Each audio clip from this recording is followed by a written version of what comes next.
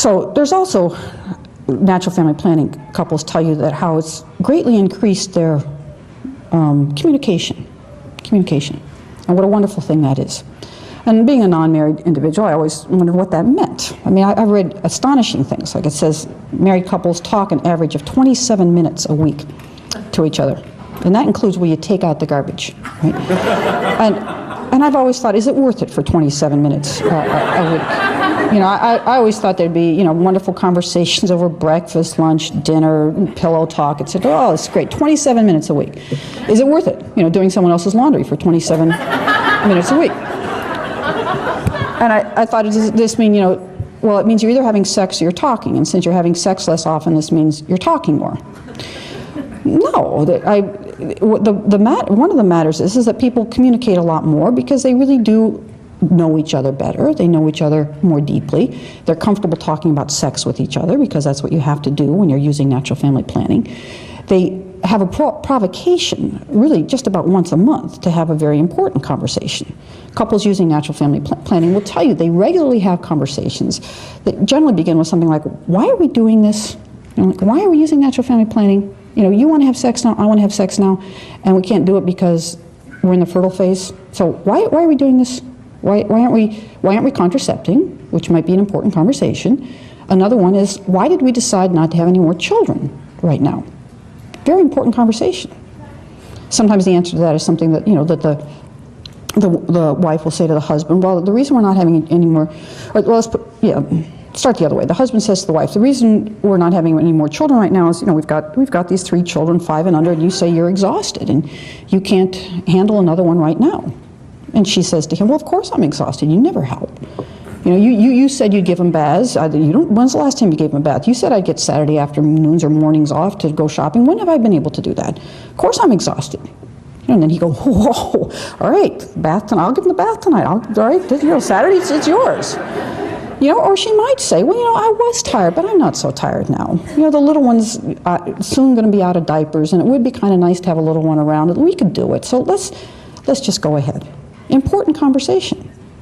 Or the wife says to the husband, the reason you said that we shouldn't have any more children right now is because you're so financially strained. For men, I find cars are a major question here. You know, if you can't fit one more car seat in the car, it becomes we can't handle another child, okay? There's something about moving to that larger vehicle that's very threatening, because it usually comes with not one more empty seat, but several empty seats. And, you know, you see this just sort of going on and on. So he says, I can't possibly afford it. And he might say, well, of course I'm financially stressed. The way you spend money, you know, your friend Jane needs a new kitchen, you want a new kitchen. Your friend Jane puts a fence around the yard, you need a fence around the yard. Of course I'm financially stressed. She might say, I don't need that new fence, right? I don't need that new kitchen. Or he might say, well, you know, I was freaking out about finances, but I know those raises will come, and I know we'll do fine. And so let's just go ahead with this. Now, those conversations are incredibly important to have. And couples using natural family planning, they start asking, what's more important than another child? And as you know, when you have another child, there's few things that delight the children you already have than another child. Right? And you get the sense that, as Father Mark says, the best thing you can do for the children you already have is have another one. Right? And the joy and life and laughter that a new baby brings to the household. And before long, that gets to be very appealing. Whereas couples using contraception, again, they largely stop at 2. And they stop at 2 because our culture tells them they should. They stop at 2 because they've heard about overpopulation. They've stopped at 2 because they hear that you need $250,000 to raise each child to adulthood. Astonishing. I look at these people who have 9 kids and you say, oh yeah, sure, sure. That's absurd. I mean, I have colleagues that are, you know, raising families of 9 on a salary under $40,000 a year, right? And are doing it and doing it well. And so you say, no, that's not necessary. But and I think a lot of these rude remarks that people will make to people because they're having large families is envy. It really is envy. You have a large family, and I don't know how you think you can do it. Are you better financial planners than we are? Are you more patient than we are? But when they when they bite the bullet and have number 3, they find out that really wasn't so hard. As a matter of fact, I think having 2 is just about as hard as it can be.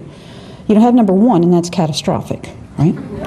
life is never the same. You know, a good night's sleep is a memory, a distant memory. You know, a floor that you can walk across without tripping is a memory. You know, walking out to the car unencumbered, making one trip to the car, right, is a distant memory, right? Your life is forever changed, Radically, wonderfully changed, of course. You've never laughed so much in your life, right? You've never felt that you were important and loved in your life as you do now with this one. You've never appreciated your spouse so much as you do now, right? That one changes everything. Two comes along, and it's just about as catastrophic, right?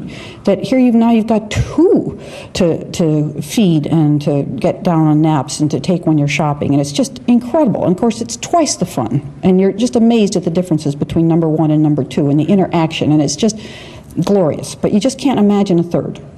You can't imagine that kind of catastrophic change a third time, but the third time isn't catastrophic. Number three generally just slides right in. Number one and number two are now you've learned a little parenting skills. Number one and two amuse number three. A three amuses one and two. Someone can get dressed, get you a washcloth when you need one. There's, people tell me after three. Some people say after five. It doesn't matter how many you have. You have reached a state of chaos from which you cannot recover. And before long, again, you very much look as every child is not more of a burden, but more joy. There's also the fact that natural family planning, not only do you gain great respect for each other, very important, you can then abstain during marriage. The abstinence seems like it's not deprivation, it's just another way of showing your love for each other. You return to what you did during your courtship. You went for walks, you went for movies, you played cards with each other, whatever it was. It's very romantic, right? That's all very romantic. Some people talk about a honeymoon period a courtship period followed by a honeymoon period that can return to your marriage using natural family planning.